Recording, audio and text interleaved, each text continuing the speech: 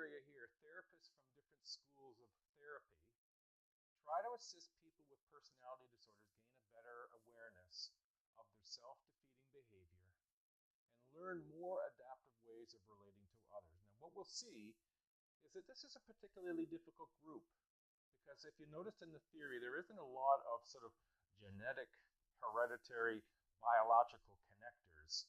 That there's an awful lot of learned behavior over years and their dysfunctional thinking patterns. And so that would make some of this more difficult.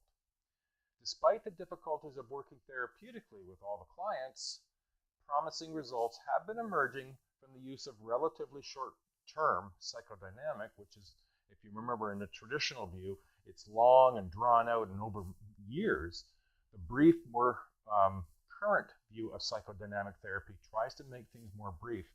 And then what they try to do is combine even psychodynamic therapy and cognitive behavior treatment approaches, because the cognitive behavior treatment approaches are really more focused on relearning cognitive, old thinking to new thinking, behavioral, old behavior to new behavior. All right, so let's get on with this one, and good luck. We're getting close to reading week, so keep the nose to the grindstone and keep working until we get there. All right, guys. See you at the next week. All right, let's start looking at treatment.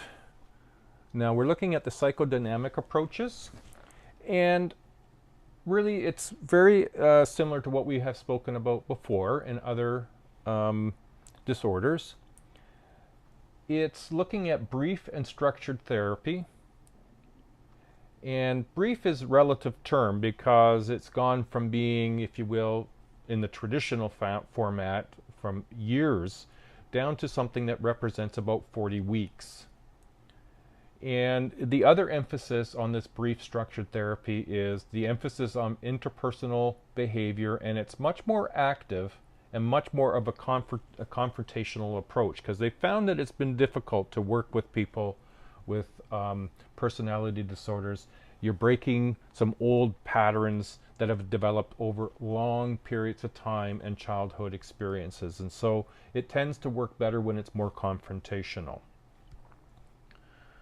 Now, the behavioral approach views things not so much as personalities, but as acquired behaviors that are maintained through reinforcement.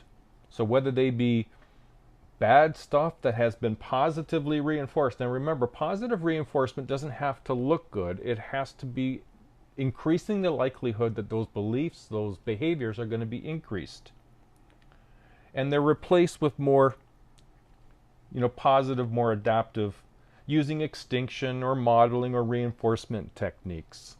Now there's two groups showing some success in the area of behavioral approaches. One is Beck. And Beck, he works towards helping correct the negative distortions that are supporting either all the good or all the bad about the sense of self. And so it's about the cognitive distortions. It's always, with Beck at least, it's always about that, changing what is supporting the inappropriate or the maladaptive and replacing it with more appropriate, more adaptive behaviors and thinking. Now, Linehan developed what is called the dialectic behavior therapy, or DBT. It's a combination of behavior therapy and supportive psychology, where it keeps things in the now. It helps with emotional regulation as a way of helping people gain a sense of themselves in a more centered perspective. Now, there is a biological approach. However, in the biological approach, it doesn't seem to have the best results. Drug therapy, drugs don't seem to have the kind of long-term benefit that's desired. Now, there's been some promising effects with Prozac and other more, similar drugs, but where the target is on serotonin levels of the brain, but the success has been limited. Now, when we consider looking at Canadian treatment services, there's three sort of focal areas to consider. One is psychotherapy, where the focus is on reducing extremes of the maladaptive behavior patterns and bringing things to the patient's attention to deal with. It also considers looking at a historic perspective. of the maladaptive behavior. Patience to see the pattern over time, looking at past experiences and see how they've carried through to the present. And thirdly, getting skills to practice alternative and more adaptive behavior. So become aware of what the patterns are, see them for what they are, establish new alternatives for how that behavior can be altered to give better results, and practice those new and improved learnings. Alrighty there. There's the end of part 3, treatment. We're moving right along.